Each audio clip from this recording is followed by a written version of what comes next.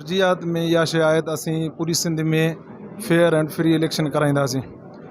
उन सां गॾोगॾु जेके आहिनि जेके फीस आहे उहा बि इंशाल्लाह ताला दोस्तनि सां गॾु जेका मुशावरत करे उहा तय कंदासीं ऐं इलेक्शन जो शेड्यूल बि इंशाल्लाह जल्द लाहींदासीं।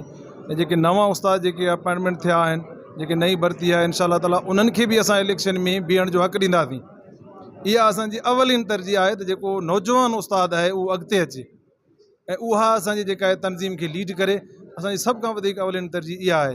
ऐं ॿिया जेके मसइला आहिनि जेके पेटेलिफ जे जेके हवाले सां, उस्तादनि जे हवाले सां, तनज़ीम जे हवाले जेके इल्तवा में पियल आहिनि, ई मुख़्तसर अरसे में असांजी मीटिंग रखियल आहे सेक्रेटरी साहब सां। उन्हनि जेका आहे कॉल कयो आहे, लेटर बि असां ॾियायो आहे। इंशाल्लाह सभ खां पहिरीं असां पंहिंजी जेका आहे इलेक्शन कमेटी जी मीटिंग कोठाईंदासीं।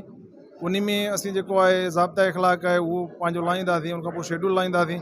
इंशाल्लाह ताला असीं वधि मां वधि कोशिशि कंदासीं त फेयर इलेक्शन कराए सघूं।